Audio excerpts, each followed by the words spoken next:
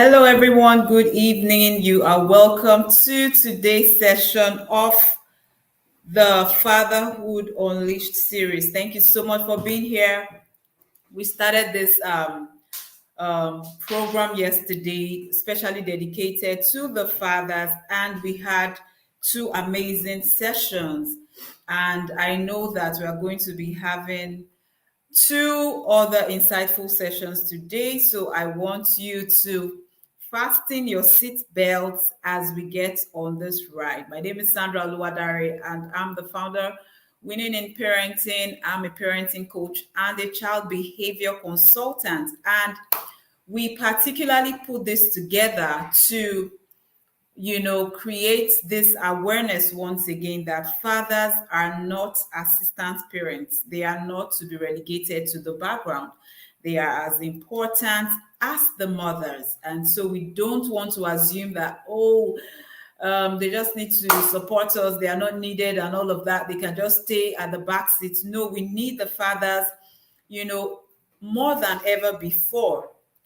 And so I want every father who is present or who will be watching the replay to please take note of everything that we're going to be sharing here today. I mean, when it comes to parenting, learning continues.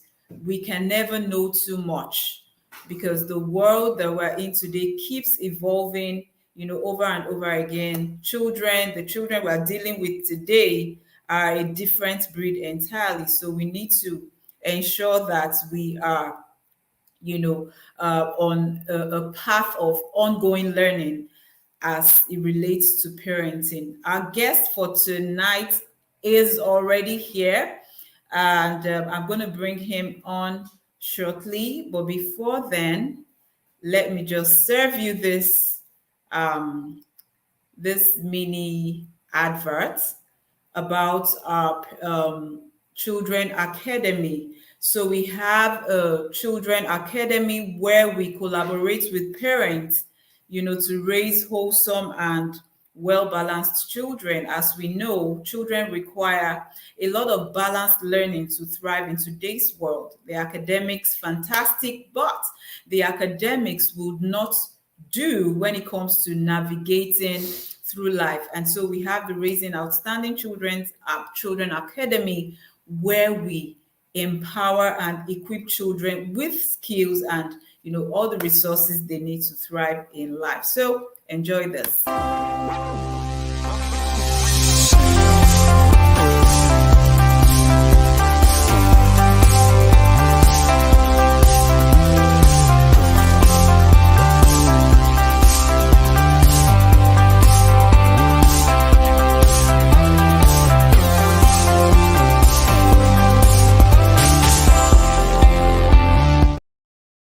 Alrighty, welcome back. Welcome back. So if you are here or if you're viewing from another platform, please share the video or share the link so that we can have more people join us.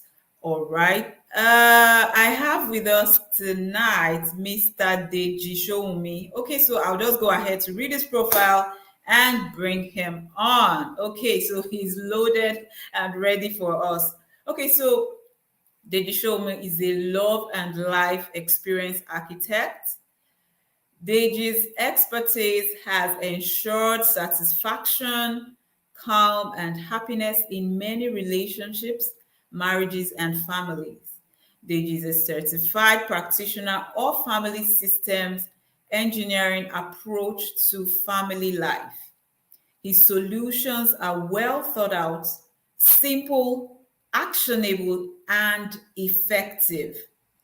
With Deji, you will be fully heard, seen, safe, and supported.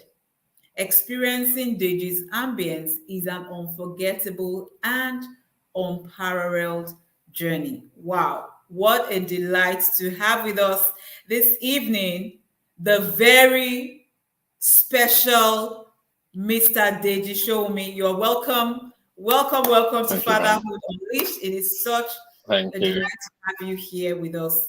He is very seasoned when it comes to family life issues, and I'm just excited that he accepted our invitation despite his busy schedule, to be with us this evening. Thank you so much. We really appreciate your presence here tonight.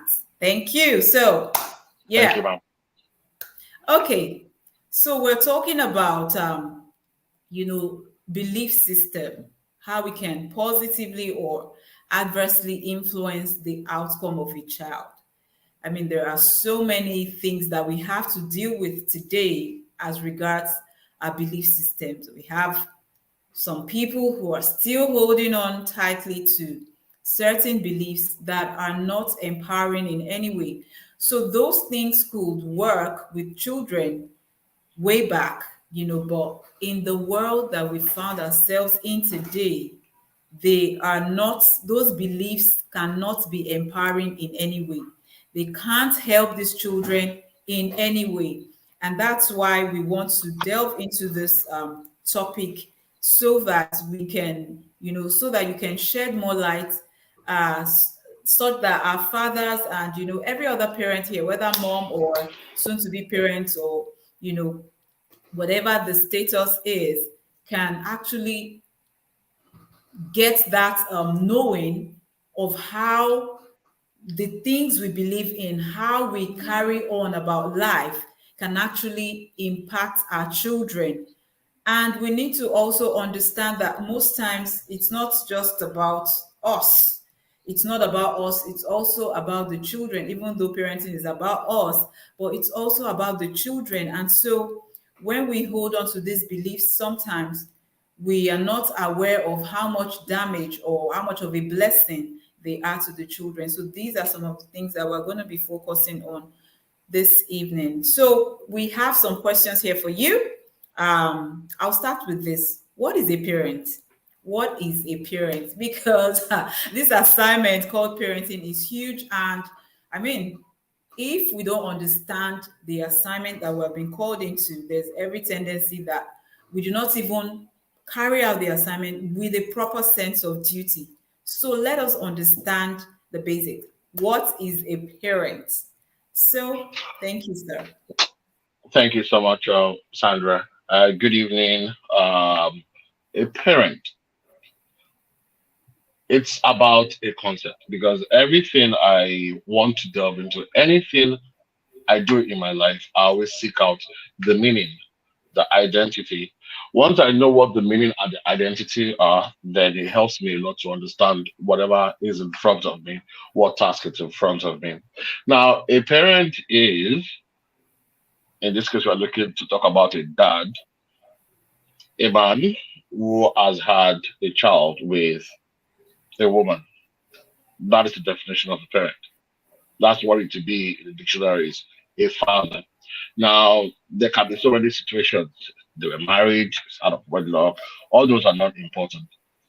A parent, a dad in this case, is a man that, or a guy that has a child with a woman. Now, we will now look at them. There is not much definition in that. That is just what a parent is. But then, in this part of the world, that is what we have mostly been called parent. But what a parent is really, or a dad would be, is somebody who has brought a child into this world with a woman who now has the task to shape that child such that that child is a good citizen both to his own family, to his extended family, to his community, and to his country as a whole, even to the globe. Because the base of society is family. Without family, society does not stand. So all the citizens of this world are sourced from family. It is very important what a parent does because what we can be is we are shaping a product. We are putting it into the market. There is nobody that wants to put a half-baked product or a suspect product into the market. What you want to do is to put your best foot forward. Your best foot forward for sure. So now, if you don't understand this task, you can go about parenting and not care. After all, you've brought a child into this world. You found your own way. The child can find their own way. But it is important for the future and for our present, for the peace in your home, to make sure that you put your best foot forward. So in this case, a parent is God. God, yes, is responsible for the world, but the child is under your care. So you are God. That child knows nothing from where they are born. It's whatever you show them, they learn till they grow. You are a shaper. You are the ones that's going to look at it that, okay, this child has been born. What do we want out of this child? This is the path this child would follow. And these are the steps of that child. It requires planning with the mother. That's what a dad must do. You are a supporter. While African parents and Nigerian parenting has been about a parent lording their will because they have the child, or forcing or controlling that child to be what they want the child to be, you are a supporter. You are going to not control, but to shape, to guide, and support that child. Look for the strengths, boost strength, and look for how to tidy up their weaknesses. You are the mentor. You have to put that child right. To always. The job of a parent actually does not end. I've heard in cases where people said parenting is an 18 years course, or once they're out of the house, that's it. No, because children do not do what we say, they do what we do. So they are watching you forever. You are the yardstick. Because of how parenting is in Africa, our children seek validation from us till they die or till we die, even after we are dead. Because if we condition them wrongly, even in our death, they'll be like, oh, I think I'm disappointing my mom. I think I'm disappointing my dad. So you are a mentor, you are a guide, you are a producer. So your product needs to be excellent. You need to put a lot into putting your product out. We'll discuss more on that in the flow of the show. So that is what the parent, especially a dad, is. Wow. Awesome. Thank you. Thank you so much. Thank you. I loved what you said about a parent being a shaper. That is so profound because um, you also mentioned something that children would observe you, they will do what they see you do. And so whether you're consciously living your life or you're just doing it with the go with the flow style, you are shaping the child. Whether you know what you're doing, whether what you're doing is right or wrong, it's just a given that you are shaping the child. And you also said parenting is not about an 18-year course. It's forever ongoing. Thank you so much for that. Okay, so Oh, there's another question. I know this was generalized. I want to zone into the dads now. Who would you say a dad is? Of course, I know that some of this descriptions that you gave here would also apply, but let me just ask you that again. Who would you say a dad is? Because we know that not everyone who gives birth to a child, fathers the child. So who is a dad? okay. Now, let us first go into completion. And the creation story, we hear that a man goes with a woman, they become one flesh, and they become a family, they become a nation. Now, a dad, because like you said, there are adoptive dads, there are, there are other dads that can be. A dad basically is complete because completion and perfection is male and is perfection. For balance, you need both the male side and the female side in a parent in a child's grooming. So a dad is the male part of a child's growing process. He is the male shaper, is the masculine god, is the masculine supporter, is the lover, is a guide, is a producer because the child is a product, and he is an all-round mentor. That is what he is. Presence is what he is about. But that's exactly what a dad is. A dad is just the male part of parenting, and it takes completion, which is male and female, to raise a child, to balance out a child. Because there is feminine in masculine and there is masculine in feminine.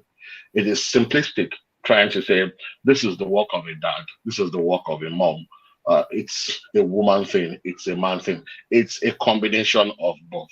Because for balance, for wellness, we need both sides of the gender in every being. There has to be Mm, that balance. Yes. So the mm. male, the dad is the masculine part of it. Wow, amazing. So,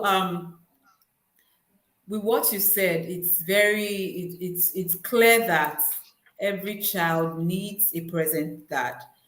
No matter Yes. how well the moms try, we know that in some cases it's actually inevitable. Like it just happens, life happens, and the dad cannot be there. But in cases where the dad is available, this just goes to, reiterate the fact that the presence of the dad cannot be overemphasized in the child's life. I mean, for a balanced development to occur, the dad just has to be there to play his role. Thank you Right. so much for that. If I Okay, may so interject, all if I right. may clarify before you go on, the world has changed a lot, and there is so many definitions and so many situations as there are. Now, I'm not saying that the dad, the biological dad, must be present. I mean, a dad and a mom must be present for a child's balance. There are some fathers who have had to work abroad. There has to be a father figure, a role model, a masculine role model around that child at all times. This is one thing that we must all fixate on. That it is a mother can never play the role of a father, neither can the father play the role of a mother. At True. times, I see these things on social media whereby a woman says, "Oh, yes, they make the efforts," and I appreciate single parents a lot because even being in marriage, having a wife, it can be so difficult living your life when I mean going for income, going about your own interest, going about the child's life. It's a lot to do. So I more than appreciate the single parents that we have. They are sacrificing and doing so much just to make sure that a child's life is balanced. But it will be more balanced if we can make sure that there's always the opposite gender role model in the life of a child. I just want to clarify that. Yeah, thank you so much for that. That is so important, because children need an external influence. Even children who have both parents, they need that external They still do. mentorship. Yes, apart from their parents. Now, if we're looking at, children whose fathers might not be in the scene, it's important that they get that, father figure playing that role. This is so important. Like you said, it can really be difficult, even with both parents. And so I would also join you to celebrate the single parents once again for, the fantastic job they're doing trying to Yes. juggle both sides alone. Thank you so much for that, sir. You're Okay, welcome. so I'll go to the next question. So, what is required of a dad? So, we know who a parent is, we know who a dad is. What is required? Because there are so many areas of a child's life that needs to be nurtured, that need to be nurtured. We have their mental health, we have their we look at the physical parts, we look at their emotional well-being, the spiritual well-being as well. So there are areas that need to feel that impact of present parents, present dad, right now in this case. So, what is required of a dad when we're talking about the role of a dad? Because of our belief system as well, some people still sit in that zone where they think that once they pay the school fees, they do the provision and all of that, then they've played their role and they're cool. Every other thing can be sorted out by the other parent. So, what would you say the role of a dad should be? Okay. Now, what is required of a dad, first and foremost, is presence. You have to be present.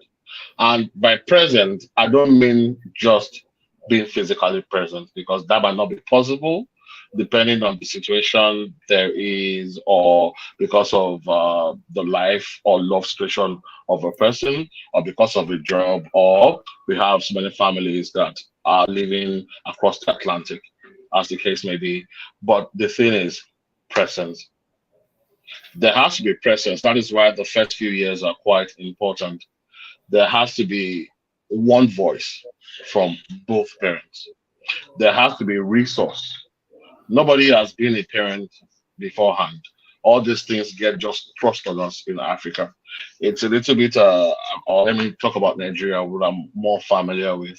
It's a little bit something that I feel we should focus on in our education, parenting, even from the primary schools. There needs to be maybe a course that is different from home economics or social studies or civic studies that is able to put in the life of a family into its studies. It's very, very important. There are a lot of things that we just grew up into in Nigeria, and you have to assume the position without having prior knowledge about it. You're supposed to find your way. So the only way we can go about it right now is resource onto the government or the educational sector, find a way around that. Now, present, because both parents are a support system. For example, in a marriage, it's easier in the sense that they both know that they are there for each other. So, being a support system does not mean that you are an assistant or anything. It just means that when it comes to your time to swing, you know you should swing. When it comes to your time to sit, you know you should sit. Because both partners have a life to live, and one person's dream, I do not believe, should be sacrificed for the other, because this is what leads eventually into a fulfilled life. So something happens and they separate, and one of them feels bad that I gave so much of myself to this thing and it did not work. So presence is important. You have to be there. You have to be there for so many things. You have to be there for comfort. You have to be there to advise. You have to be there to guide. You have to be there to point. You have to be there to model. There are so many things that we see parents, just fathers, most of the time, because some of us Nigerians are just fathers who just pay for everything.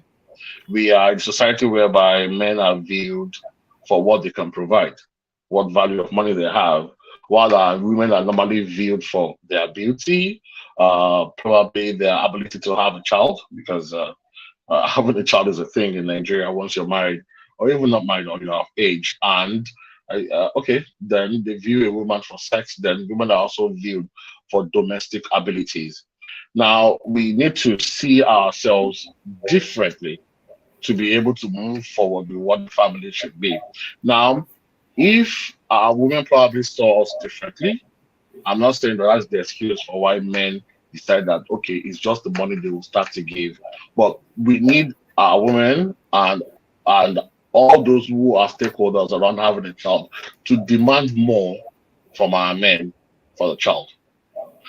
The child needs is that also to sit down with him and do his own work. The child needs the dad also to be present. For example, you look at your girl child. Your girl child is there, and they both your children, male or female, are watching how you treat each other, their parents, because that's where they first learn about love. Apart from the love you extend to them, they want to see love between their parents. Those are the only models they have at the beginning. How you treat each other is how they would react to boys outside the home or girls outside of the home. Or if you have a boy and a girl, how they will react to each other. You have to be there. You have to be present. It's a lot that a dad needs to do. What we might not know most of the time is that our crave direction, they crave structure, they crave to spend time with us. Now, you might not even have time. Presence just means knowing about the child enough to be able to fill in the gaps and the spaces. It might be a phone call, it might be a video call, but calling your son to ask him, how did soccer practice go this afternoon? Have you made up with your friend? Are your homework up to date? Have you eventually submitted your communication language arts homework? Have you eventually done this? Have you eventually done that? Being present in their life is more important than anything else. They want to know that we are present. They want to know that we are there for them. They want to feel safe. Those are all the things that a father has to provide, not just money. You have to sire a relationship. Most of the time, we have situations whereby some people would go, oh, they only care for their mom. They don't care for me at all. And after all I did, paying their school fees, it is almost like a catch 22 when the father has to go all out to make sure that he is slaving, almost dying to provide for rent, for education, and all of that. But it is the mom that the children were used to. Yeah. It is the mom they built a relationship with. So when they grow old, they will continue to build that relationship. And the mom will continue to get a lot of gifts, the mom will continue to get a lot of attention, and they speak to their dad just once in a while. They are not exactly wicked. It is the structure that they grew up with. That's how they thought it was supposed to be done. They can't just suddenly change unless you let go and bring yourself down from your Mount Olympus as the dad, the man of the house, and the lord of the manor, and just be on their level. I'll discuss respect because I think it's this respect thing that really gets in the way. I'll discuss it along in the show, but that has to be present. That must be present. It is important. Wow, I think that is that is like the most crucial thing because I mean, if there's no presence, then where's the relationship? We're just Exactly. cohabiting. We're just like mom, dad, children could just be seated in the living room or in the home, and everybody will be in their own world because nobody's feeling anybody's presence, and it's there's this thing that parents would always say, oh, this child is not talking to me.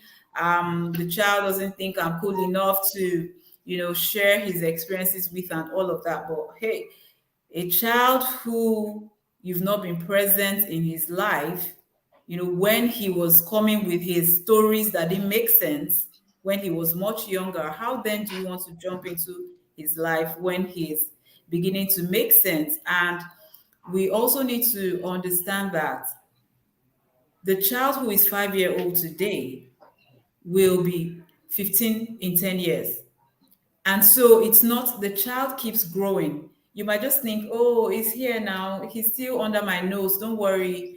A time is coming when I'll be there. But you just wake up one morning and you realize that you can't even recognize your child anymore because as the days go by, building blocks are put in place in your relationship. You are either building a fence or a wall between yourself and your child, or you are nurturing that relationship. And so, presence, like you said, is super important. And there was something you Right. said. Presence is not about staying with your child 24 hours, 7 days a week, And I put something down here. I said you can be busy but still stay connected. You can be busy but still stay connected. Just find a way Yeah. to be in the child's life so that the child knows that I have somebody interested in me. Like you said, it's from the home they're first going to define their world.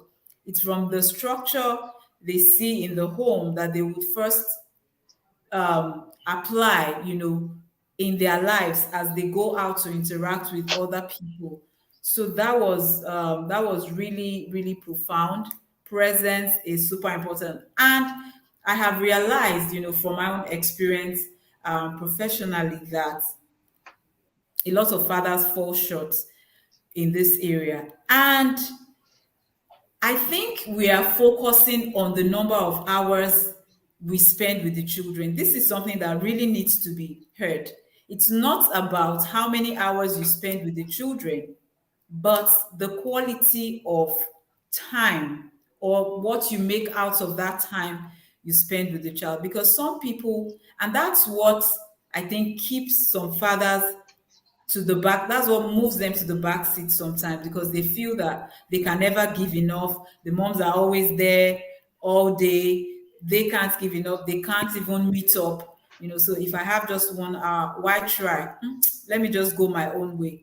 So I love the fact that you have highlighted that, that it's not about you spending all the time. Even you might not even be available, you might not be in the same space, but you are still there and the child can feel your impact. Thank you so much for that.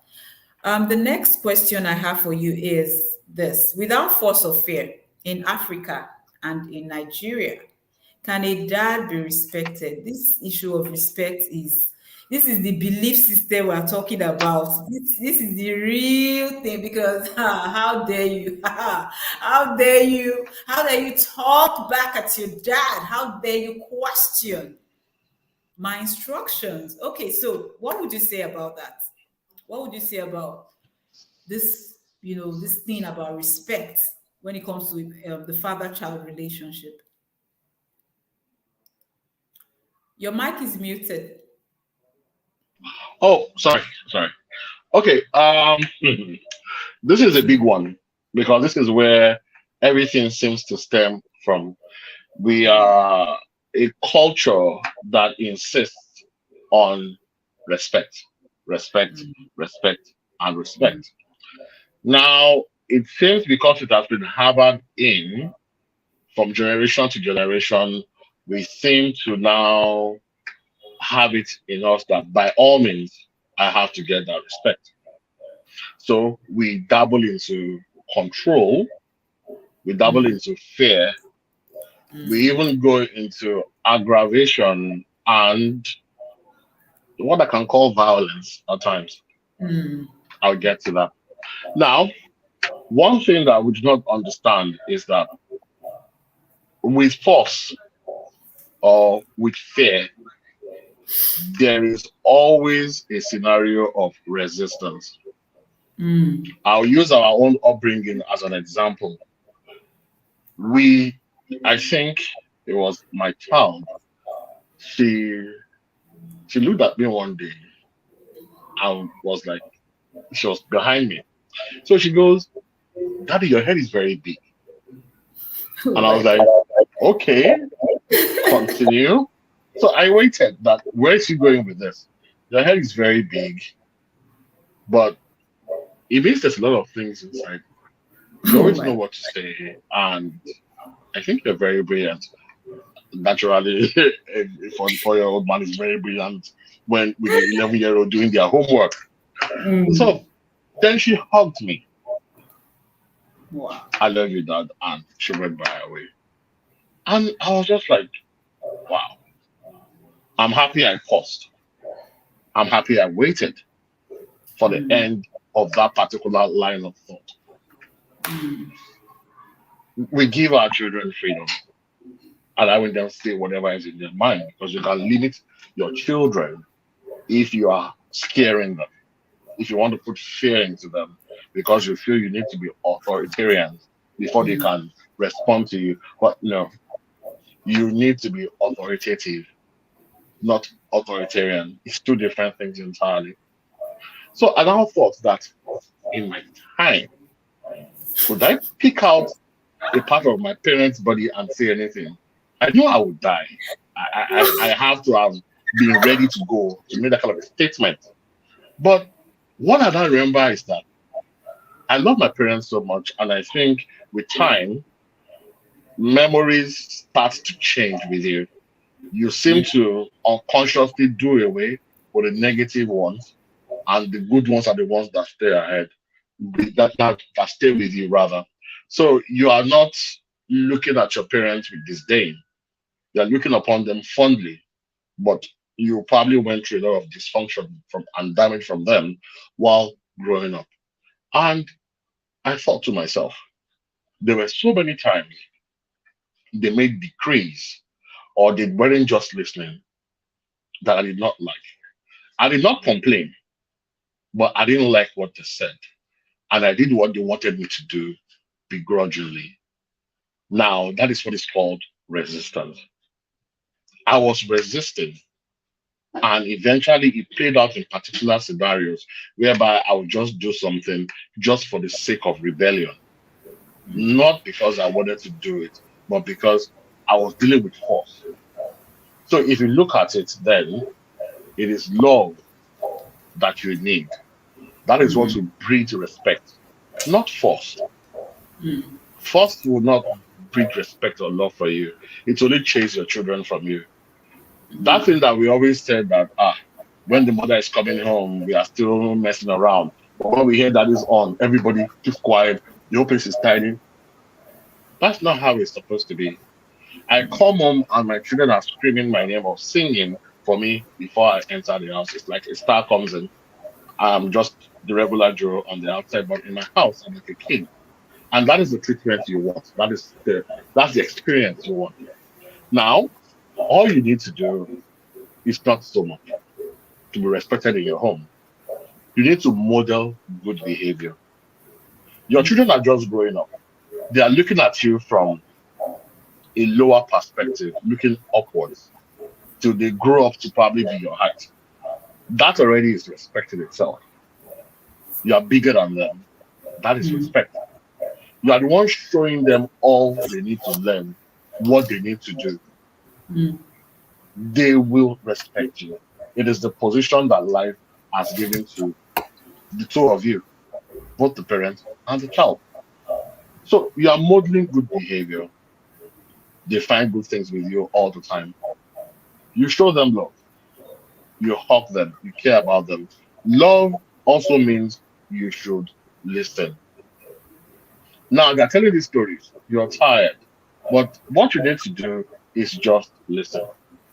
Just to reinforce what I said earlier, you don't need 24 hours with your child to prove that you're a good dad or the one that pays attention. In a family, all you need with your family members, your nuclear family, assuming you have your wife and two children, is 1 hour with your spouse in a day and maybe 30 minutes or 40 minutes with each child. That is 2 hours and 20 minutes out of the 16 or so that you are awake. It's not a lot, right? Now, let me tell you about these 2.5 hours a day that you need to be the best dad, best father, or the best husband in the world. 1 hour with your wife can be 5 minutes of a devotion early in the morning, or just talking, or just 10 minutes talking to them. Another 5 minutes of it is a text message during the day.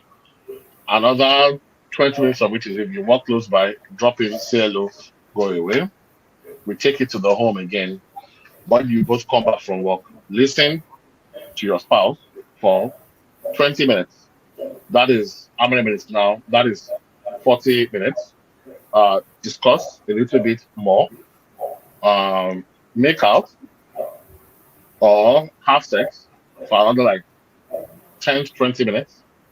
And that's your 1 hour. It is spread across the day. There's Yeah. only one rule. All this time that you're spending with your wife and your children, they have to be with undivided attention. That's the only way it works. You turn around, you face them, you put your phone down when it is physical, when you're at home, and you actively listen to them, tell you about their day. That is all you need. They need to know that you are there. Communicate Yeah. during the day. That is staying in touch. That will take about 20 minutes of your time. The remaining 40 or 45 minutes at home, give unrivaled attention to discuss family matters, to discuss their own personal matters, how their day went. That is all you need. With your children, you greet them early in the morning, you hug them, you pray for them, you wish them a very good day. Remember a few friends' name, remember their teacher's name, send them off 5, 10 minutes, and they're all there. Even the drive down to school, if you are one that has time, it's part of bonding with your child. Just driving them to school if you have the time, or attending PTAs or so on. You're spending the time on them. Come back from work. Listen to them for like 10 minutes about how their days went. They want to jump and quickly say everything quickly. Listen to them. Look into their homework for another like 20 minutes. Before they go to bed, sit down, talk to them, teach them one lesson in life that particular day. Mention a thing. It is always good to listen to people. It's good to pay attention. Find something to say. It's not hard. Children will always mention there's something for you to discuss because they're always bringing things to you. They are about to go to bed. Go with them to bed. Pray for them. Hold their hands. Wish them well. And it's another day. Do that continuously. Maybe add a little bit extra at the weekends. Watch a movie together. Watch a movie they want to watch together. Read a book with them. As in, don't tell your children to read. The book they're about to read, you have to read it too. Read it as well. Be able to say something about it. Take it to work. Read a small and enlightening book of 50 pages for a whole week whenever you have time. But when you want to discuss it at the weekend, make sure you have something to say about it. They know you are doing what they love to do. And madam, anybody in this life that pays attention and does what you want to do, that's the person you vibe with. That's the person you are drawn Yeah. to. That's the person you look forward to saying, listen, Mm. let there be no judgment. Lead through service. All the time you said your son has not slept well, they did not do this well, they didn't do that well. You have either not taught them, or you are micromanaging, or you're just judgmental. You said you didn't sweep well.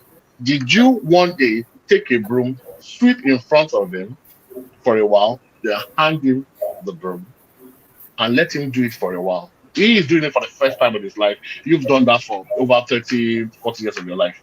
Give him a little bit of time to be able to do it. Don't micromanage it. Don't forget, you want that room to be clean. If he's kneeling down, I saw my son kneeling down to sleep one day. I was about to talk, then I was like, wait. Before I stress this boy out, what I want him to do is to get this floor clean.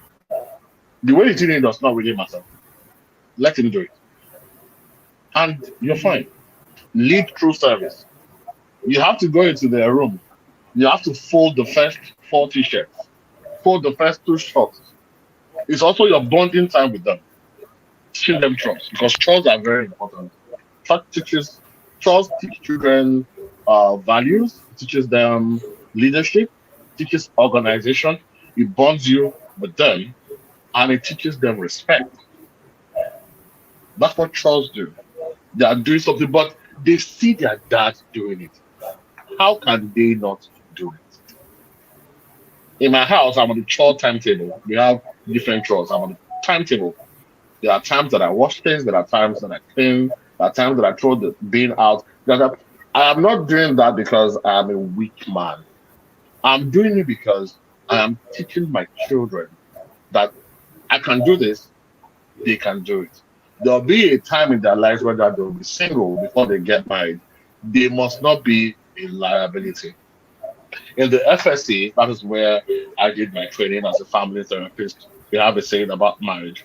Marriage is the coming together of two nations. Two nations because two different homes are coming from, two different backgrounds, coming together to birth a new nation that will give rest Mm. to its environment and provide solutions for that environment and the globe as a whole. That's how we define marriage. As in coming together to bring forth a credible citizen.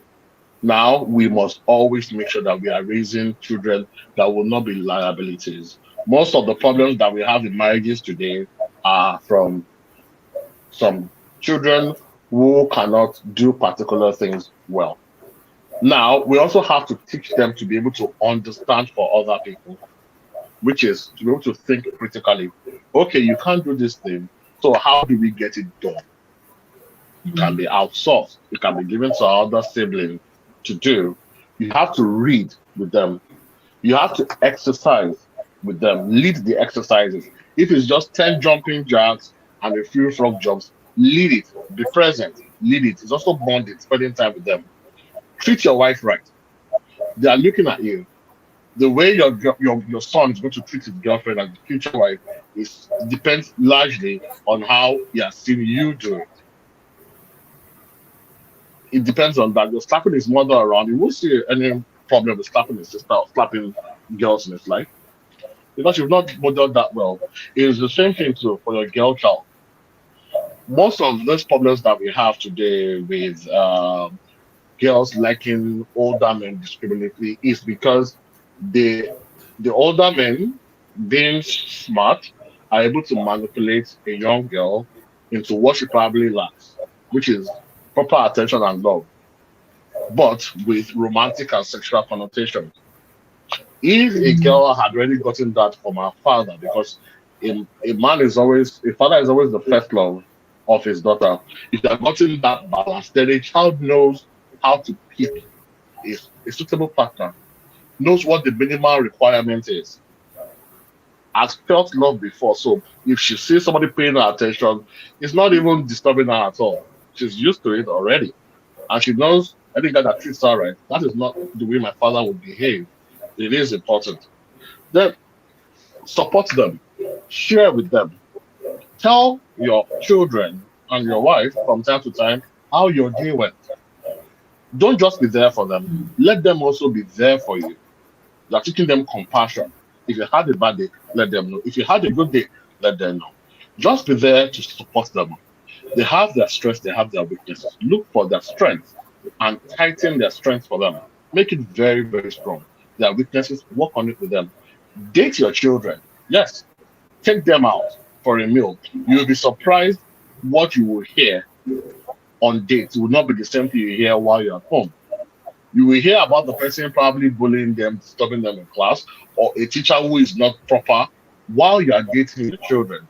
Take them out, give them meals. That works with humanity. Going out for a meal always seems to work. Educate them. You can teach them so many things.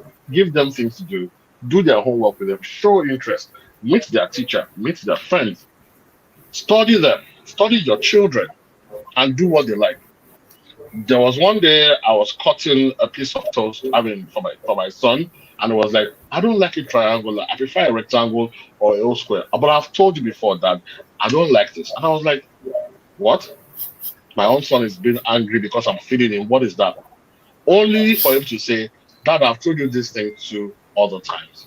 And you don't seem to remember. Which is my son felt that I wasn't taking him seriously.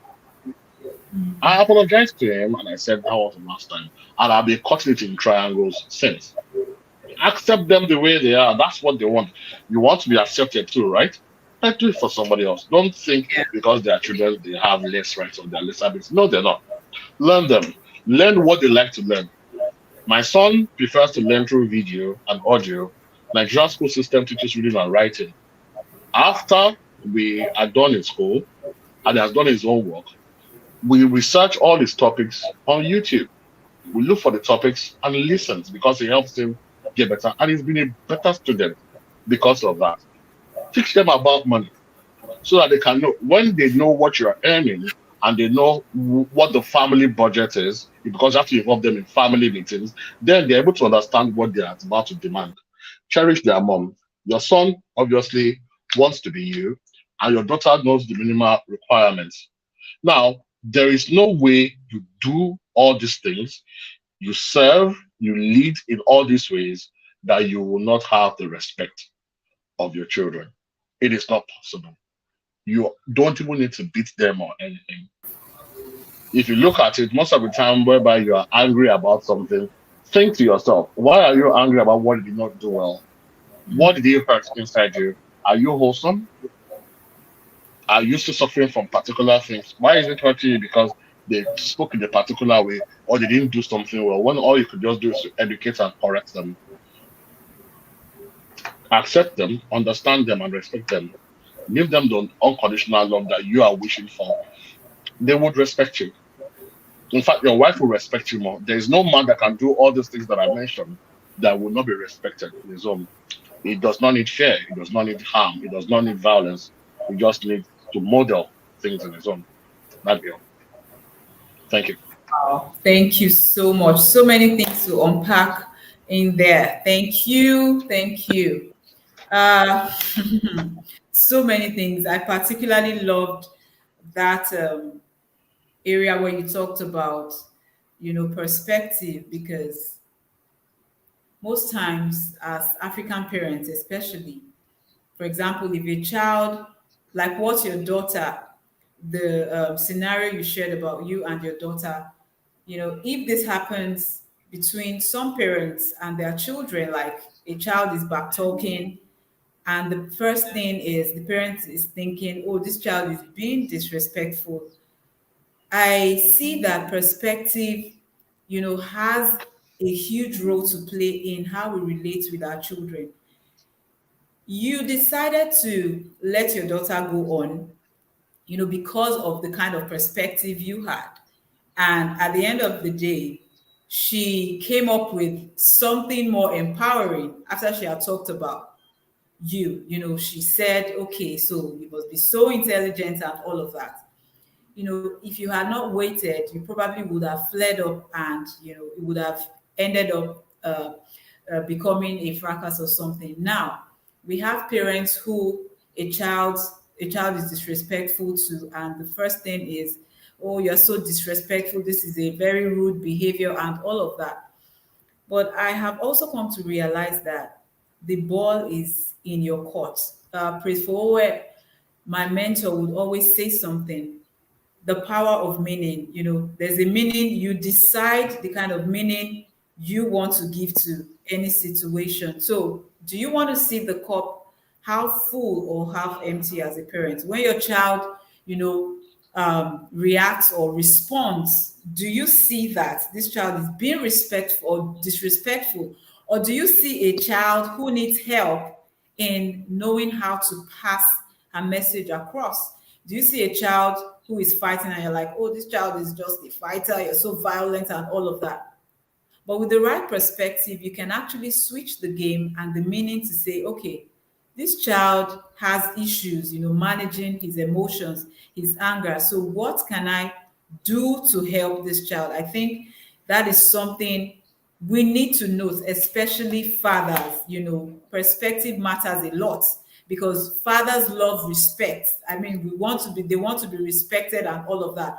But because of the kind of children we are dealing with today, we need to have the right perspective so that we are not consistently in the game of attacking ourselves and building walls in the relationship we share with our children. You spoke about so many great things, leading through service, and there was something that stood out. A lot of people want to teach, they want to teach their children, do this and do that. But I've come to realize that with training, they can do better. The children can do better. So you're asking the child, clean the floor, or tidy your room and all of that. And it's like you're speaking in parables. But you said something, get into the room, fold the first four t-shirts, get the broom, show the child how to. That is mentorship. I mean, being hands-on. It can actually cut down the time we spend talking and talking. Sometimes it's not about just teaching. Parenting, to me, it's not even about teaching. It is training, and training is when you are ready to get your hands on deck to say, okay, let us get this thing done. I am showing you how it is being done. That really stood out for me as well. And then you talked about, letting them be vulnerable. I was going to ask you this question, but I think you already answered. In fact, I was going to ask you four questions, but everything, you've already spoken about. You talked about allowing your children to also show you compassion. Yeah, we want to be their hero. They see us as their hero, their role model, and all of that. But there's a place for vulnerability. It's not about telling them your life history and let them know how you are dying, or, but also letting them know that you are human and that you also have, bad days, and this is how you're able to pull through. I had such a hectic day at work today. I was so upset, but this was how I was able to come out of that feeling and all of that. I think being vulnerable as well. Or would you like to speak to that briefly? being vulnerable All as right. well has a way of strengthening our relationship with our children. Please go ahead, sir. Being vulnerable is actually very key because in this particular scenario, you're not just gaining help and support from your children or from your family, you are also teaching your children compassion. If you say that, just watch them. You will see them, they will ask you, how can I make your day better? Can I get you water? Do you need Panadol? Do you just need to rest? Do you need to watch your favorite program? You will see that all you've put in them is not wasted. It will immediately come out. That Yes. is vital. Now, you also have to make yourself relatable. We were talking about sexual education, and this came up as in, can you share as a parent? But I say you must always share as a parent. It is the best way to create rapport and closeness between you and your child, and it is a way to know when your child is keeping something from you as a dad. You get so close to them, you make sure that the intimacy is there, both intellectually, spiritually, physically, emotionally, and experientially. You are always with them. You are talking to them, not always physically, but you are with them. You are in their heads, you are in their minds, because what you teach them is what goes out with them whenever they step out of the house. So there was one day my son was being naughty because they can be naughty at times. You just have to, it doesn't have to be beaten to correct them. You can at times talk to them. At times you have to apply consequences. At times you have to have even a family constitution whereby all the consequences for particular things are already in there so that you can run your home on auto. But after these things happen, I tell them my own stories too. My son had a girl in his GS1 that he liked a lot. Then all of a sudden, okay, the girl responded that the girl suddenly liked somebody a lot more than him as well. And it felt bad and it was quiet for a long time. I was like, what is wrong, guy? You are kind of different. Then he goes ahead and tells me, he's like, you won't make fun of me. Not make fun of you, just tell me what it is. And he told me. And I told him my own story too. Similarly, around that age and time, about a girl I liked so much that did not give you the look up again. And it was like, you really? You? I was like, yes. And it was like, so what did you do? I said, nothing. What I've now found out is that that was just the first of so many girls that I was going to like. But because she was the first, it was quite significant for me. I didn't understand it. But the point was that that emotion at that age, I couldn't even handle it yet.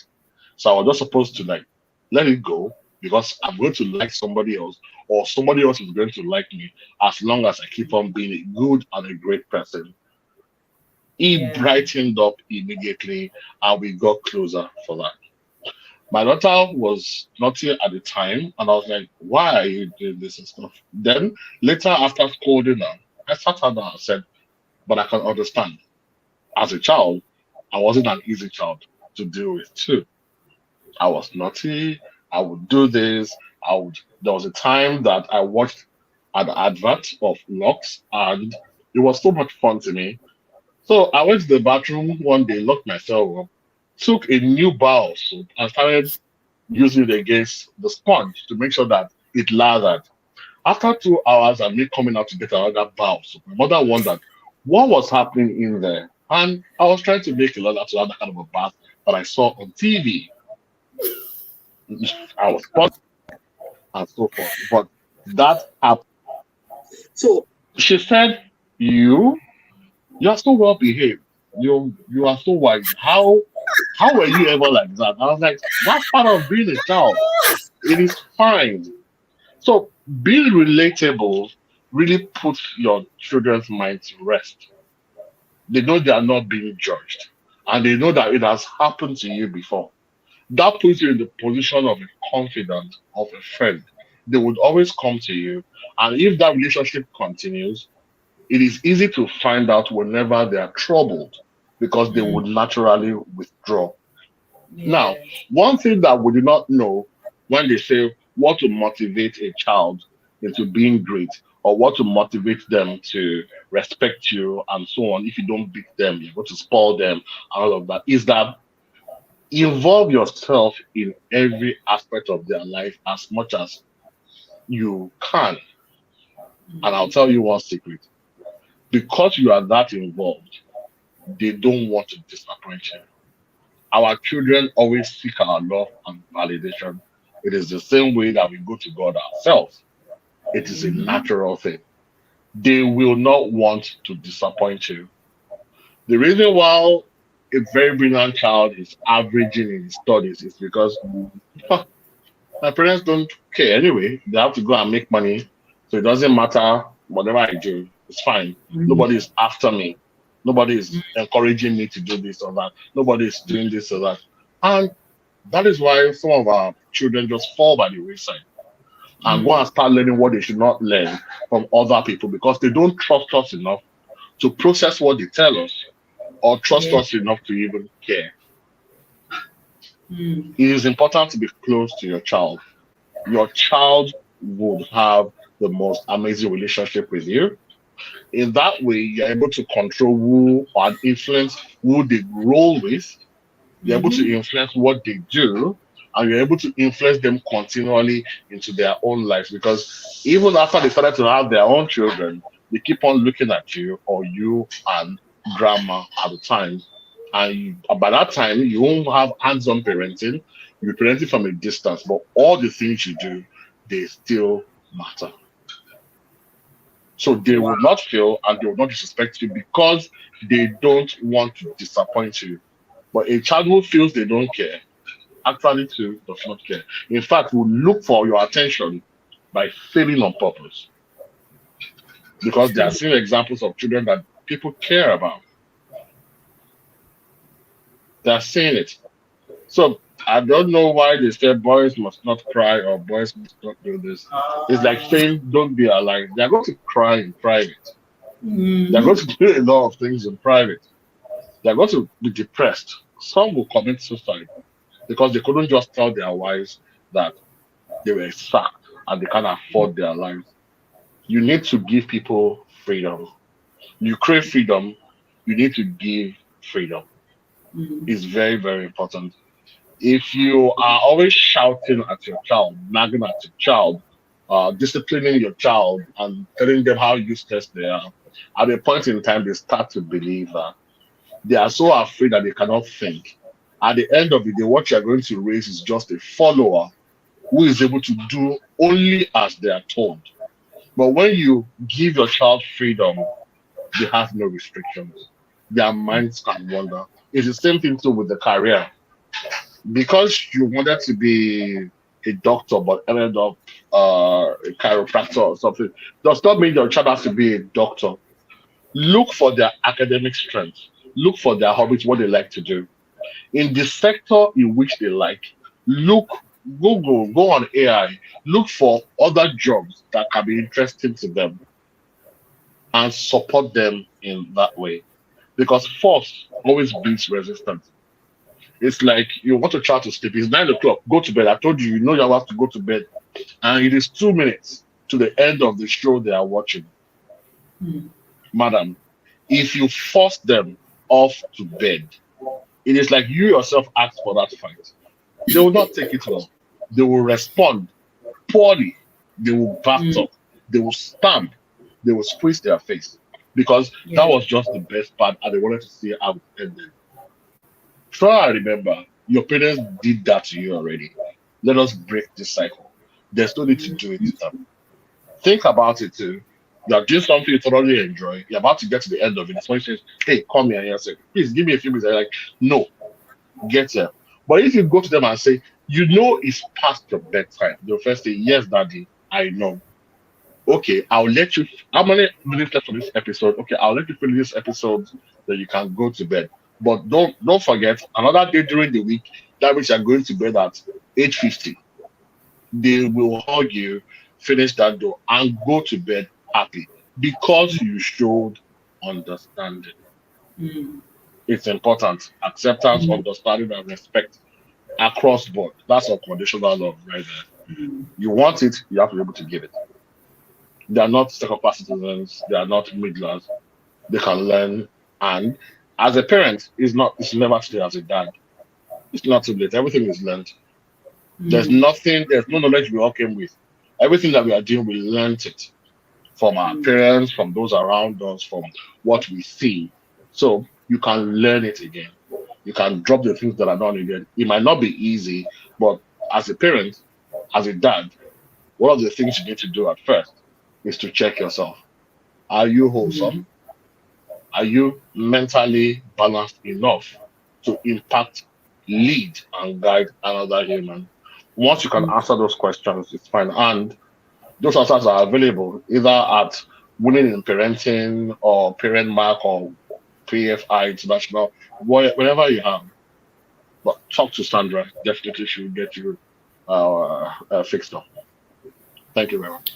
Wow, thank you so much. This has been so balanced. I have personally learned a lot, and I'm just going to share this video far and wide because there's so much um, gems in this session that we just had. It's been so expository. I mean, so many takeaways from here, and I just want to say massive thank you to Mr. Deji Showunmi for coming to bless us from his wealth of Thank you, knowledge. ma'am. Thank you so much. So many things Thank that you I for have having me. put down, and even this last part, I couldn't write anything.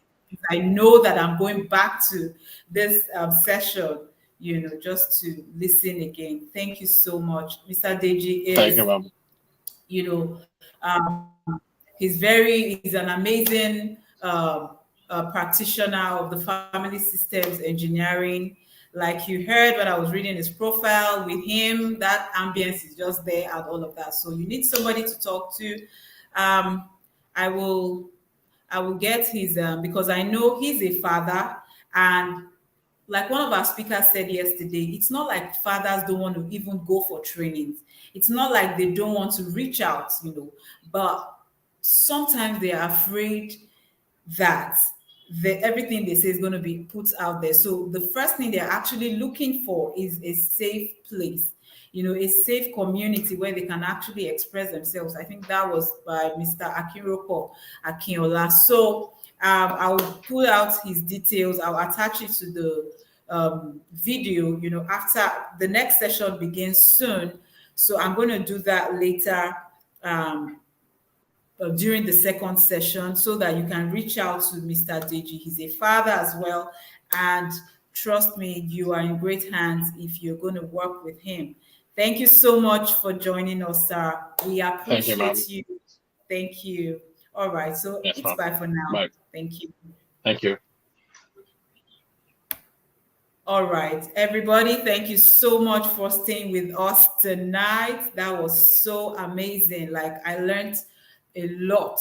And, I love the fact that we dedicated this program to fathers. We concentrate on mothers so much, and we need to just create this awareness. Fathers, it's not like they don't want to be at the forefront, but there are some things that we need to get right. And I'm so glad that Mr. Deji has shared so much with us, from his own personal experiences as well. So I'll be shutting down this session now. I want to encourage you to join us in the next session, which is supposed to begin at 7:45 p.m. We have with us Mr. Oladapo Filani, and he will be taking us on another amazing journey of fatherhood. I'll see you soon. Yeah, it's bye for now.